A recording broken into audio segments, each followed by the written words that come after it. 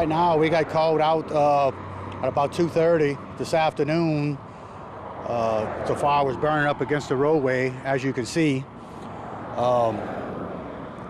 We put out a few spots. It's lit up. In actuality, all this area had burned Monday. With the change of the direction in the wind, it worked its way back to the front again, next to the highway. On Monday, we had called out 4 separate times. The first time, had a couple of little fires inside the road we managed to put out. That was about 4 o'clock, which caused a little traffic delay. All was good, then the wind had changed again, and we got called out 2 more times. What we normally do is we try to, if the traffic conditions and wind conditions let us do it, we try to backburn away from the highway. That way we have less, hopefully, smoke and flames that's going towards the highway. We did that Monday night.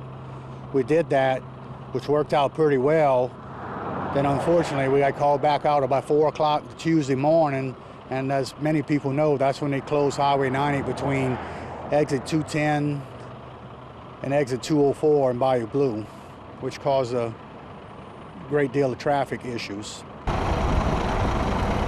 How difficult is it to try to fight a fire like this, where it's soggy conditions out there, and also you don't know if the fire is going to come around and catch fire right behind you? Correct, Jason. All this area, and fortunately it's kind of dry now. We come to this every year. This has been going on for as long as I've been a fireman. Every year this mysteriously burns. You can walk, it looks like it's dry, but you can hit a hole and be up to your waist because it's marshy area. We can put it out up to a certain extent, up to that fence line that's ahead of us. We can normally hit those spots and put out spot fires. Then we just got to wait around for it to come back, or hopefully the wind direction changes and it goes the opposite direction. Do y'all have any idea what could cause or start this fire? Well, it didn't start outside the highway. Monday when it was noticed, it was further off to the back, and it worked its way up to the highway. So as far as the actual cause, it's unknown. Talk about how the dry conditions have really affected this year's fire season. Well, early in the year, we had a stubborn fire, which was the way you're looking now with this big plume of smoke's at. On the opposite side of a canal, we had a fire back there that was pretty stubborn for about a week and a half, which also was unreachable, marshy area. So in that instance, much like here, we just go monitor it, and if it looks like it's getting close to something that's would be endangered, we would take necessary action to extinguish it. Only thing favorable about this, they really have no hard property, I'm trying to say homes or anything in this area. It's just grass. It's been dry. Then once that first frost hit, of course, all this grass turned brown. And as you can see, as you pan it over, you'll see no fire, and a few seconds later, you have a fire. It's dry. It lights real easy. Just talk about a little bit about the road conditions, how just the shift in wind could cause all of a sudden the smoke to come this way, and then also with the way if there's no wind, it actually creates a spot where there's zero visibility.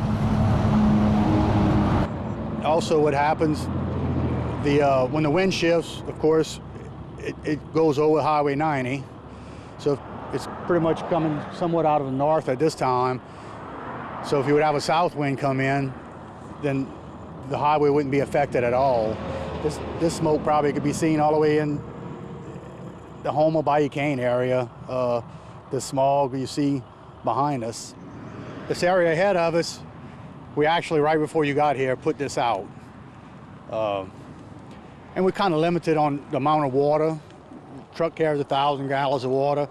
You can sit here and put it out, but that thick brush, it just stays burning. You put it out, and it'll catch 5 foot over and start again. So hopefully the best thing for it to do is burn out completely, and hopefully it don't get into one of those situations where it burns in the ground like in the other areas, and it's really stubborn and lasts a long time. Who they should let know if the fire or something gets a little too close to comfort for themselves? If the fire is threatening something, definitely naturally call 911 if you have a threatening fire. The sheriff's office knows, and we're aware. We let them know we're aware of it's burning, and we get guys periodically come right out here and spot check it. If they know we can't reach it, we just say we can't reach it at the time.